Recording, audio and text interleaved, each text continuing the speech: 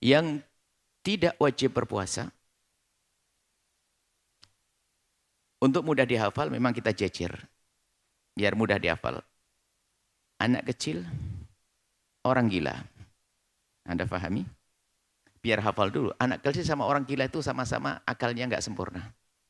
Anak kecil, orang gila. Yang ketiga dan keempat, orang sakit, orang tua. Orang sakit itu kayak orang tua itu kayak orang sakit. Ya, orang sakit sama orang tua. 4 sudah hafal. Jadi keluar dari majelis harus langsung hafal. Kalau gini aja pakai mengulang-ulang ya keterlaluan. Dibikin mudah cara menghafalnya. Orang sakit sama orang tua. Kemudian yang ke 5, haid, nifas. Dapat berapa? 6. Haid, nifas. Satu pasang ya. Kemudian 7, 8, hamil, menyusui. Mirip-mirip, deket-deket. Ayo. Kalau tidak hafal, Anda keterlaluan. Masuk SLB nanti. Anak kecil sama orang gila. Anak kecil sama orang gila. Orang sakit sama orang tua. Ya kan? Orang haid dan orang nifas. Orang hamil sama orang menyusui ditambah 1. Orang bepergian, sendirian, gak ada kawannya. Ya, coba. Itu yang, selain itu Anda wajib puasa. Selain itu Anda wajib puasa. Seorang muslim yang dia bukan anak kecil dan bukan gila, tidak haid, tidak nifas, ya, tidak sakit, juga tua, tidak tua, maka dia tidak haid nifas wajib berpuasa. Ya, karena kalau ditanya ini, Anda anak kecil bukan? Bukan. Sudah balik? Sudah. Gila? Enggak. Lagi sakit? Sehat kok. Tua? Masih muda begini. Misalnya, masih muda. Kemudian apa lagi? Tidak bepergian. Maka Anda wajib puasa. Maka selain daripada 9 ini, maka tidak wajib berpuasa. Kita rinci satu demi satu. Jadi belajar fikih puasa ini perlu kita ringankan juga. Biar orang langsung tahu kalau dia itu wajib puasa atau tidak. Yang pertama adalah anak yang belum balik. Tapi ini perlu perincian lebih panjang lebar supaya tidak salah paham. Anak kecil yang belum balik. Balik itu apa sih? Dalam madhab kita Imam Syafi'i. Yang disebut balik adalah seorang anak laki-laki atau anak perempuan sudah usia 9 tahun, bukan masuki, sudah usia 9 tahun, ya kan? Kemudian keluar darah, keluar mani. 9 tahun keluar mani. Usia 9 tahun keluar mani. Laki perempuan sama. Mohon maaf, masalah keluar mani ini adalah sangat pribadi, tidak perlu diceritakan, akan tapi semua akan mengerti kalau memang sudah melewati masa saat itu. Itu namanya masalah perasaan. Kalau belum keluar mani nggak akan bisa ngerti ceritakan apa itu keluar mani. Jadi keluar mani bagi anak yang usia 9 tahun, laki atau perempuan. Baik. Kemudian untuk perempuan ditambah. Keluar darah haid di usia 9 tahun. Keluar darah haid di usia 9 tahun. Ya, keluar darah haid di usia 9 tahun wanita. Jadi kalau darah haidnya di umur 7 tahun bukan haid itu. Tentunya nanti ada pembahasan ilmu haid yang kebetulan kita sudah ada buku haid juga. Haid itu ada 2 buku, 1 buku tebal, 1 buku kecil. Buku tebal itu hanya untuk disimpan saja kalau ada keganjalan, tapi yang perlu dipelajari hanya buku kecil. Kalau dihadirkan dalam satu kajian itu perlu waktu hanya 30 menit. Sudah tuntas. Jadi kita juga menghadirkan 1 buku praktis memahami haid dan nifas. Baik, bagi anak gadis usia 9 tahun keluar darah haid. Nah, kemudian setelah itu, lah ke usia 9 tahun, 10 tahun belum keluar mani, laki perempuan, belum keluar darah haid, belum dianggap balik di sini. Sampai kapan? Sampai nanti ditunggu usia 15 tahun. Kalau sudah usia 15 tahun, genap 15 tahun, maka baik dia haid atau tidak, keluar mani atau tidak, dianggap sebagai baliknya karena usia. Ya seperti itu. Maka kalau Anda masih anak-anak kecil tidak wajib berpuasa. Cuma biarpun anak kecil itu belum wajib berpuasa, tapi orang tua harus paham.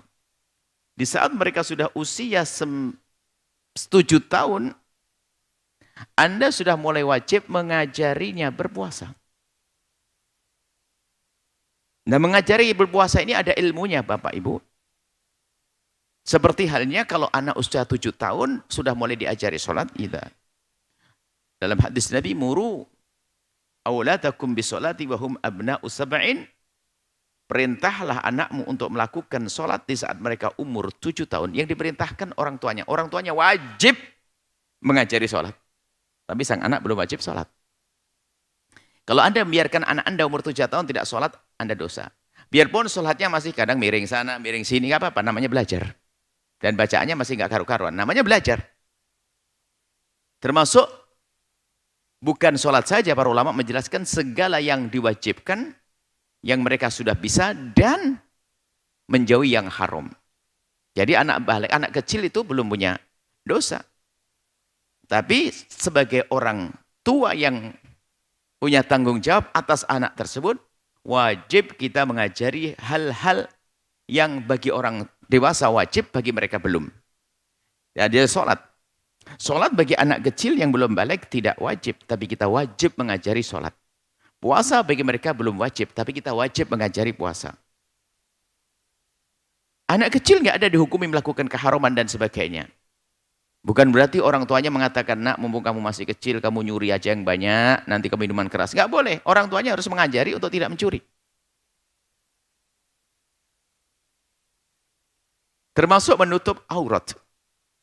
Mulai umur 7 tahun sudah mulai diajari menutup aurat, biarpun kadang nggak kuat, panas, lepas. Sesaat dipakai, saat tidak. Namanya anak kecil. Kalau sudah ibu-ibu kayak anak kecil ya nggak boleh dong. Anak kecil ya. Cuman sebagian ada satu orang yang mungkin katanya Ustadz, ya Ustadz kan macam-macam, ada yang belajar cukup, ada yang enggak. Di sini ceritanya, kami duduk di sini. Kaget ada anaknya, pakai baju anak-anak, tapi sudah gede. Ustadz, ini anaknya. Rupanya dari pertanyaan kita sudah tahu, kalau kita heran kenapa dia tidak menutup aurat. Dia menjawab, belum haid Bu ya, masih umur 10 tahun. Belum haid umur 10 tahun. Oke. Kalau belum haid memang tidak dosa. Tapi waktu dia ngomong belum 10 tahun ini, dia salah paham. Rupanya, kalau belum wajib itu berarti dia harus boleh membuka. Ya akhirnya kita ingatkan Ustadz, betul. Memang dia belum wajib menutup aurat, tapi orang tuanya wajib, ente orang tuanya, wajib mengajarinya menutup aurat. Maka kalau seorang ibu membiarkan anaknya di usia 7 tahun, apalagi dari 10 tahun, belum menutup aurat, maka ibunya yang salah, ayahnya yang disalahkan. Harus diajari, biarpun Muhammad namanya anak kecil, kadang-kadang miring-miring, kelihatan kepalanya, kuncungnya kelihatan, ini wajar. Kuncung-kuncung, tahu kuncungin. Poninya kelihatan, anak kecil kadang susah rambutnya. Anak kecil. Tapi orang tua harus mulai melatih, merindukan dia untuk melakukan yang demikian. Termasuk puasa. Nah, puasa ini sedikit beda. Jadi Anda kalau mengajari anak berpuasa, tidak boleh Anda menyiksa mereka dalam berpuasa. Jadi kalau kuat iya, tapi kalau tidak kuat tidak boleh dipaksa. Tapi nggak boleh Anda biarkan mulai dari pagi tidak berpuasa. Sehingga ada istilah di kampung kita, itu pastinya dulu adalah dari ulama tentunya. Di kampung kita, kampung Anda barangkali, yang kita sama-sama di negeri. Kampung kita tuh ada istilah puasa beduk. Puasa beduk. Ya. Puasa beduk. Beduk itu waktu kita dung itu beduk. Jadi ada anak kecil, itu diajari puasa setengah hari. Nah ini bagi orang yang mulai belajar fikih itu mengatakan, enggak ada puasa beduk. Dalam bahasa fikih tidak ada, dalam bahasa tarbiyah ada. Kalau ngajari anak jangan bahasa fikih saja, ada bahasa tarbiyah. Bahasa tarbiyah, bahasa mendidik. Jadi kalau Anda membiarkan anak, sebab imsak menahan diri dari tidak makan, ini pendidikan. Supaya membentuk keadaan dohir seperti orang berpuasa. Di saat sahur dibanguni, itu tarbiyahnya. Sahur sayang, sahur sayang. Umi nggak kuat. Ya udah nanti kalau nggak kuat buka. Bukanya maju. Jam 9 sudah lapar. Namanya umur 7 tahun. Buka jam 9. Habis itu jam 12 lapar lagi. Buka lagi. Yang penting nggak boleh setiap saat megang makanan ke sana kemari. Karena ini bulan mulia, bulan Ramadan. Diajari anak kita untuk muliakan Ramadan. Dan itu mulai disiplin dia. Oke lah masih umur 7 tahun. Bukanya 3 kali. Jam 9 buka, 12.3, jam 4 buka. Maghrib buka lagi. Namanya anak kecil. Yang nggak boleh Anda biarkan sudah tidak bikin sahur, pagi-pagi langsung dibikin nasi goreng. Wah, depan. Anda tidak mendidik dia. Mohon maaf, ini penting sekali mendidik anak agar merasakan sahur, biarpun merasa puasa, belum sempurna. Bagi dia, pendidikan puasa. Memang dalam bahasa definisi puasa nggak ada. Bahasa fikih nggak sah. Tapi hidup kita tidak hanya dengan fikih, ini ada tarbiyah, pendidikan. Nah, tanya Ustadz Fakih, ada puasa? Nggak ada nih. Nah, makanya Ustadz fikih itu kalau nggak ngerti tarbiyah, ngerepoti itu nanti. Nggak sah, nggak ada puasa beduk. Iya, puasa beduk yang nggak ada bagi ibunya sama bapaknya. Kalau puasa beduk dikasih beduk. Nah ini kalau anak kecil boleh. Namanya pendidikan. Justru tidak boleh kalau mendidik itu apa? Melatih. Sehari penuh harus. Nah, dia tersiksa. Bisa jadi dia menjadi paling benci dengan puasa. Karena apa? Anak kecil lagi seneng-seneng yang makan.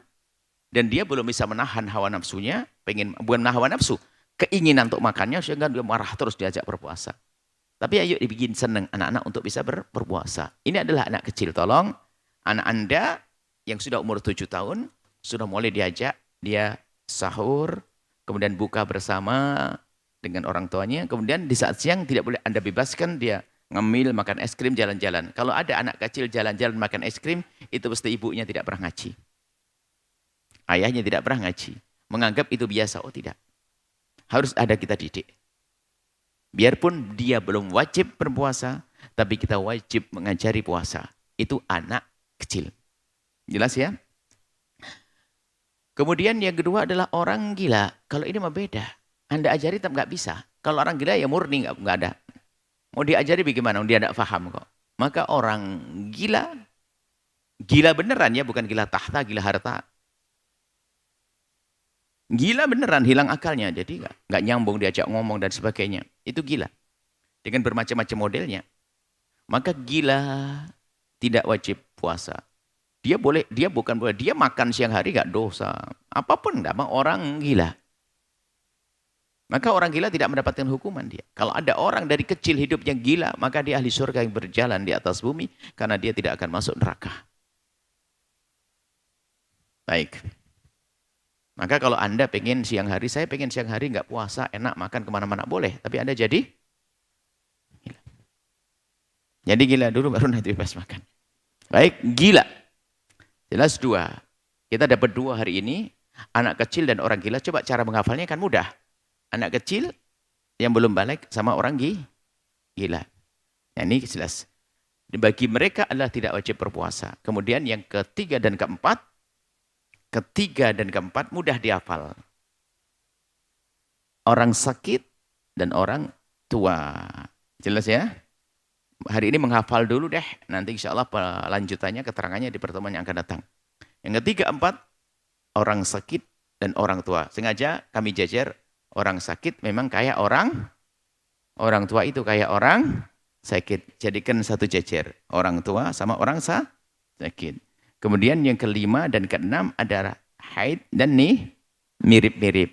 Yang ketujuh dan kedelapan adalah hamil dan menyusui. Yang kesembilan sendirian, yaitu bepergian.